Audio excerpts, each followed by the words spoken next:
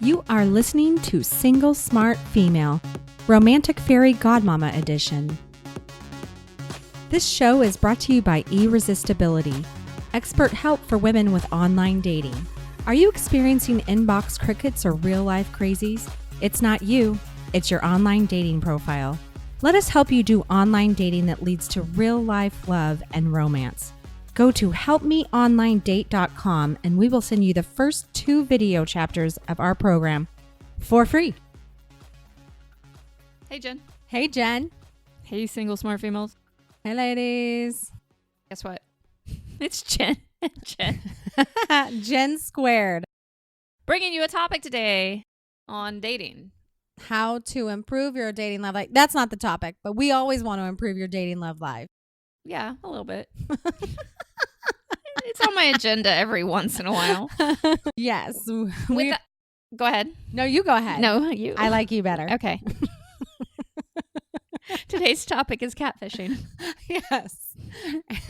Yeah. So we should probably say what that is just in case there's some people who aren't familiar with this it. term. So essentially, catfishing is where somebody, it can be a man or a woman, but they set up an online dating account, or actually they can do it on social media as well, but it can be more common on online dating accounts, and they establish relationships with somebody through online dating.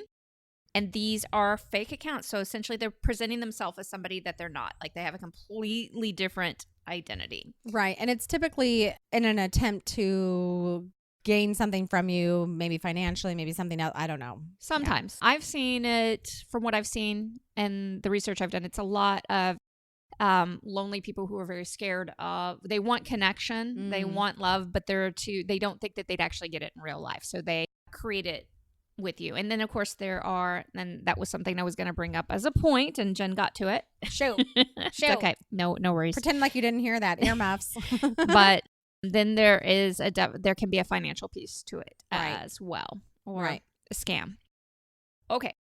So with that said, we're going to talk a little bit about how to spot catfishing, how to handle it, and any other side notes that you should be aware of. Jen's starting. I will start. So I didn't tell her she was going to start. That's okay. I have notes. So one of the ways I personally have been catfished before, so you'll learn some of how I discovered it. This person, when I first started talking to him, I think it was a him. I really don't know. A super attractive guy online. When was this? How many years ago? Maybe 2 years ago. Yeah. Okay.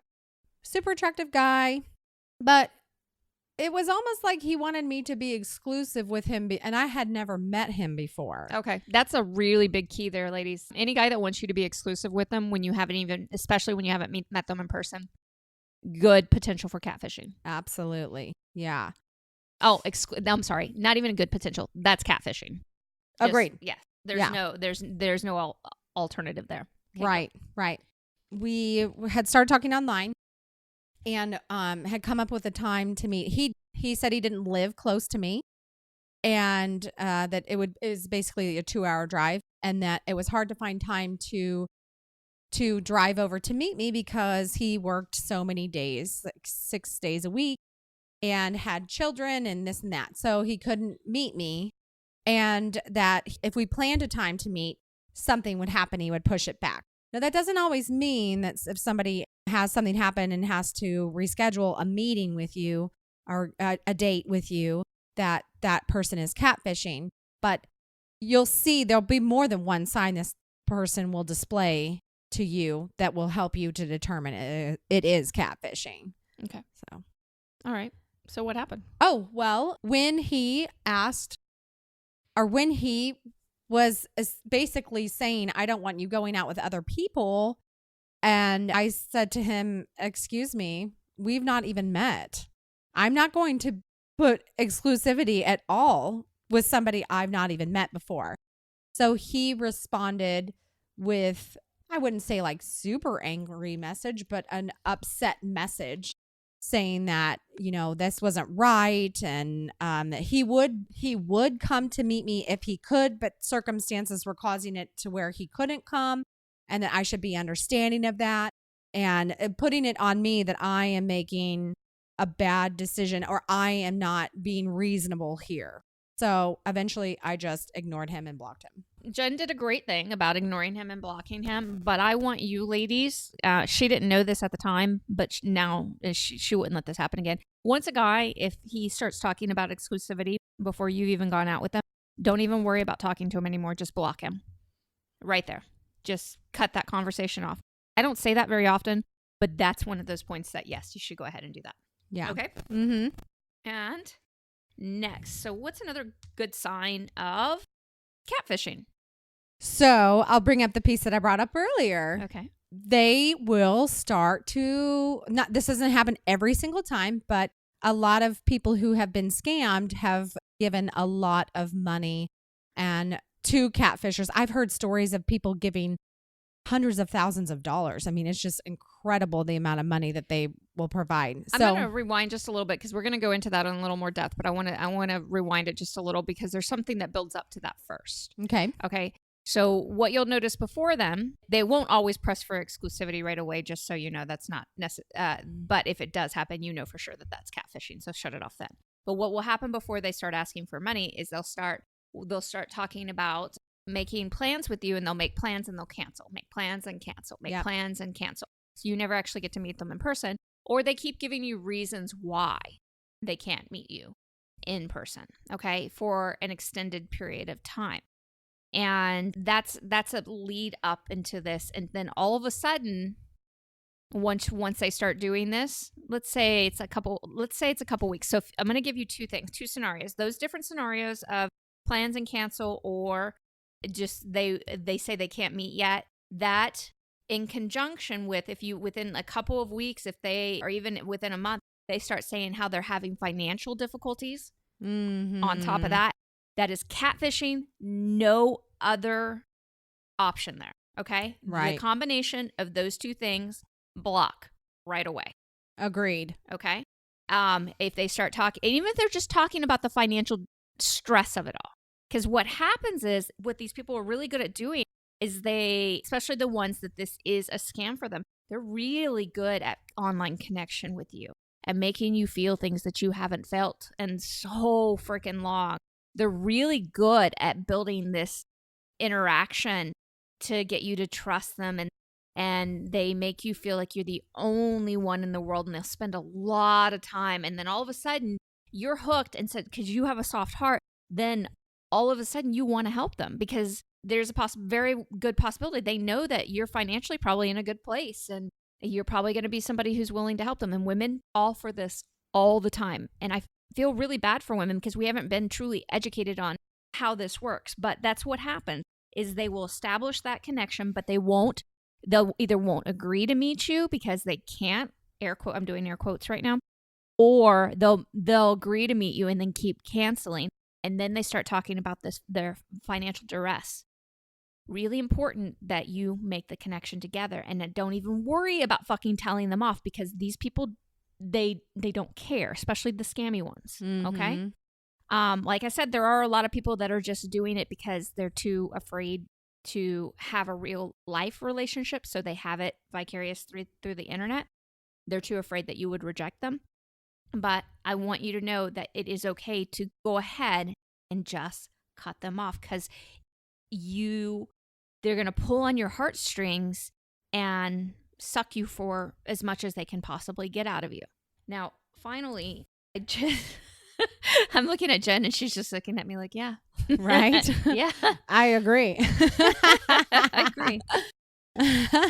Finally, I want to talk about, a lot of women feel super fucking guilty. They take on a lot of guilt after something like this happens. There's nothing to feel guilty about. If you get duped, shit happens in life. Sometimes your best friend betrays you. Sometimes, and it's not fucking awesome by any means, but it doesn't mean you should feel guilt. It doesn't mean that you're this awful person or stupid person or anything else like that. It's something that you want to learn from as much as you can and tweak your engagement next time so that it doesn't happen again. I think it's also for women who fall for this connection. I think it's a really good point to take that's a connection that's important to you in your life, and you need to set good boundaries around it, which are better done in person. I love online dating, but it actually needs to happen in person. So I talk about establishing some connection beforehand and establishing chemistry, and so that you can build some really incredible first dates and things like that. But if he refuses to actually meet you in person, then you don't have to stay in that position. And you don't have to stay right there and keep fostering that when obviously something's a little bit off. Because most men, very, very few exceptions, I can't even say there are, most men are going to be more eager to meet you in person than you are them. And it's you slowing them down versus you trying to speed them up. Right. Absolutely. And let's just also let you know that any of our romantic experiences are never about beating yourself up. It is always about taking the experience that happened and learning from it and moving forward and treating yourself with love and kindness and grace and giving yourself the opportunity to up level in your romantic life. It's never about, I'm so stupid, I can't believe that I let that happen to me. It's hey, this is a clue. I want to make a change and a shift so I attract better men, and I won't accept someone treating me a way I don't deserve in the future. Mm-hmm. Absolutely. Finally, if you need help online dating, which personally I think all women do, to be honest, the first thing you need is a good profile and good pictures. And that's going to weed out a lot of these experiences for you. Okay? That's really important.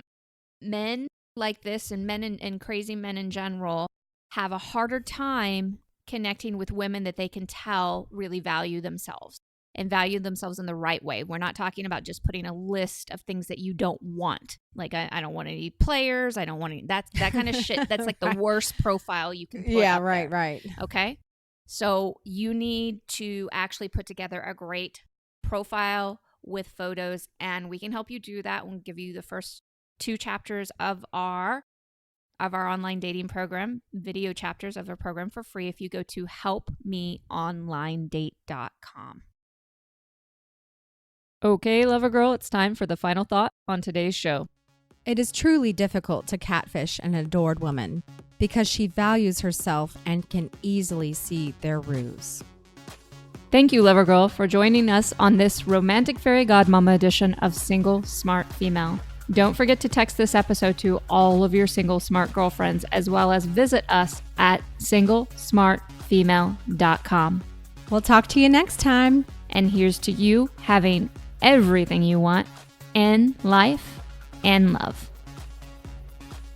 This show is brought to you by Irresistibility, expert help for women with online dating. Are you experiencing inbox crickets or real-life crazies? It's not you. It's your online dating profile. Let us help you do online dating that leads to real-life love and romance. Go to helpmeonlinedate.com and we will send you the first 2 video chapters of our program for free.